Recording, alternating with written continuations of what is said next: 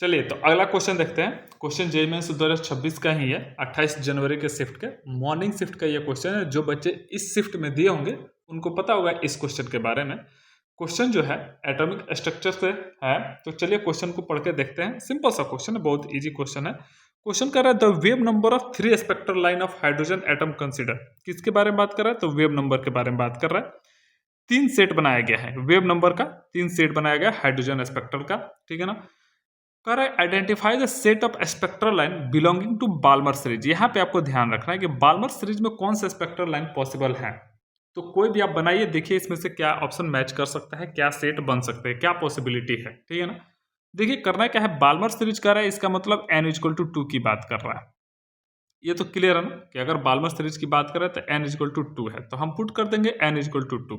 n equal to 2 का मतलब क्या है, थोड़ा सा हम आपको बता देते हैं कि जैसे कि लाइन जो होता है स्पेक्ट्रल लाइन, ये लाइमन सीरीज होता है, ये बाल्मर सीरीज होता है।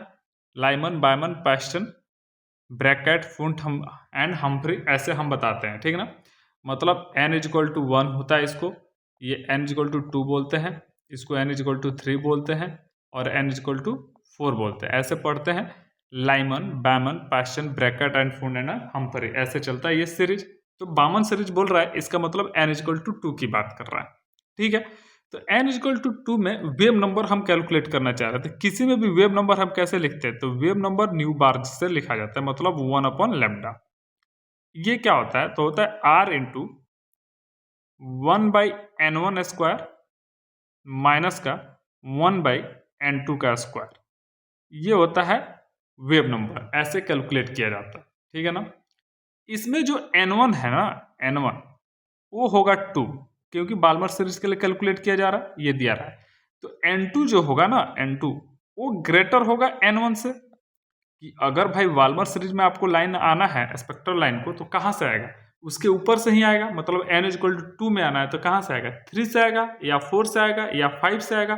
तो n2 की जो वैल्यू है ना, n2 इसकी वैल्यू 2 से तो ज़्यादा होगी, मतलब 3 हो सकती है, 4 हो सकती है, 5 हो सकती है, इसकी वैल्यू ऐसे हो सकती है कुछ भी। तो हम इसी के हिसाब से कैलकुलेट करना चाहते हैं। तो चलो एक दो कैलकुलेट करके देखते हैं कि न्यू बार मतलब 1/λ ये क्या होगा, तो होगा r into 1/n1 square. n1 square का मतलब 2, n1 कितना होगा, 2 का स्क्वायर, तो 1/4 माइनस 1/n2 का स्क्वायर, ठीक है। कोई दिक्कत यहाँ तक नहीं होनी चाहिए। अब n2 क्या लेना है आपको, तो कह रहा है कि 3 सेट आपको बनाना है। तो चलिए हम n2 कुछ भी अपने से पुट करके एक देखते हैं कि क्या रिजल्ट आता है। आपको 3 सेट बनाने, कुछ भी n2 आप पुट कर सकते हैं, और इसमें से मैच करना है कि क्या सेट बन रहा है, कौन कौन सा पॉसिबिलिटी है। हम यहाँ लिखते हैं ना कि n2 को हम ले लेते हैं, n2 = 3 ले लेते हैं। पहला 3 पॉसिबल है तो 3 ले लेते हैं, और यहाँ से कैलकुलेट करके देखना चाह रहे हैं कि क्या आएगा, ठीक है ना। तो 1/λ = r इंटू 1/4 माइनस का 1/n2 स्क्वायर। n2 हम कितना रख दे रहे हैं, 3। तो n2 मतलब 3 का स्क्वायर करेंगे तो 1/9। कोई दिक्कत नहीं होनी चाहिए। तो ये बन जाएगा। अंदर में कितना बन जाएगा, तो देखो बाहर रख देते हैं r, और अंदर अगर 9 और 4 का एलसीएम आप लीजिएगा तो हम इसको लिख देंगे 36। क्या लिख देंगे, 36। ऊपर हो जाएगा 9 - 4, ठीक है। तो ये बन जाएगा 5 इंटू r डिवाइड बाई 36। ये है पहला वैल्यू आपका, मतलब ये सेट एक पॉसिबल है वेव नंबर के टर्म में, 5r डिवाइड बाई 36। ऐसे ही हम एक और पुट करके चेक करना चाह रहे हैं कि n इक्वल टू n2 जो है 4 हम पुट करके देखना चाह रहे हैं कि 4 पुट करने पे क्या सेट बन के आ रहा है। एक बार 3 पुट करके हमने देखा तो ये 5r डिवाइड बाई 36 आया। हमें रिजल्ट नहीं पता है, हम बस ऐसे पुट करके देख रहे हैं। एक दो हम चेक करेंगे हमारा सेट क्या बन सकता है और नहीं बन सकता है, वो दिख जाएगा हमको। एक तो दिख रहा है 5r/36, ये पॉसिबल है। अच्छा, n2 अगर 4 हम पुट करके देखें तो क्या आएगा, तो वो आएगा 1/λ जो आएगा ना, वो आएगा r इंटू 1/4 रहेगा, और यहाँ पे 1/n2 का स्क्वायर जो होगा, तो इस बार 4 का स्क्वायर लेंगे, तो 4 का स्क्वायर लेंगे तो क्या हो जाएगा, 16।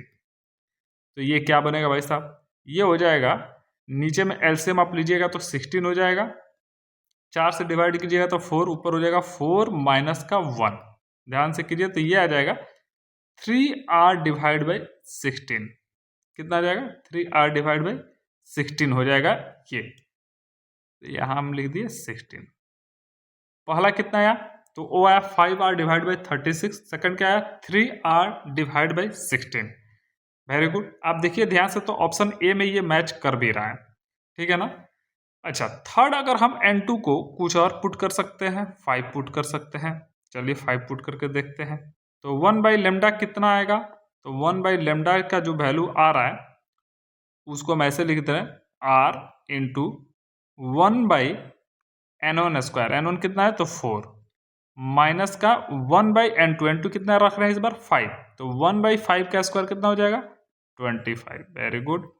ये बन जाएगा r इंटू अंदर में हो जाएगा यहाँ पे 4 और 25 कैल्शियम लीजिएगा तो हो जाएगा 100 और ऊपर हो जाएगा 25 माइनस का 4।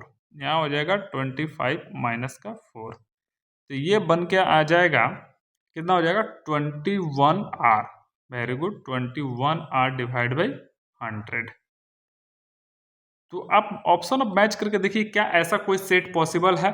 तो आप देखिएगा कि ऑप्शन ए में ये सेट पॉसिबल है। 5r divide by 36, 3r divide by 16 और 21r डिवाइड बाई 100। तो ये सेट पॉसिबल है, वो ऑप्शन ए में है। तो इस तरीके से इस क्वेश्चन को आप अप्रोच कर सकते हैं। चलिए तो अगले क्वेश्चन को देखते हैं। इसी तरीके से बने रहिए। तो जितने जेईई मेंस 2026 के ऑनलाइन क्वेश्चन हैं, सारे शिफ्ट के हम लोग क्वेश्चन धीरे धीरे केमिस्ट्री के सॉल्व करने वाले हैं।